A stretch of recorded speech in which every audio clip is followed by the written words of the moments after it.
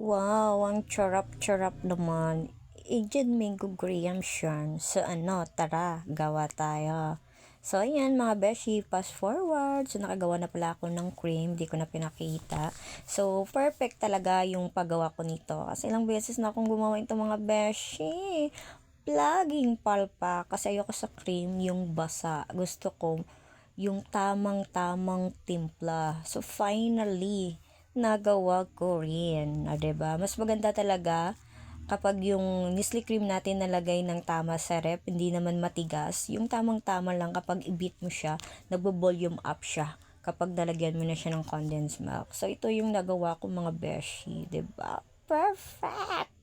So, ayan mga beshi, nakaprepare na tayo ng layer-layer. Since maraming mangga sa bahay mga beshi, Indian mango pala, maraming Indian mango. So, maghahanap pa ba tayo ng mangga? Eh, anong meron lang? 'Di ba pwede na yan? 'Di ba nakatipid pa tayo. Sulit na sulit, only lemon. Kasi good for the mouth lang naman yan mga beshi. Kami lang naman kakain, 'di ba? So, ayan mga beshi, lagyan ko na ng graham sa layer para mas lalong sumarap.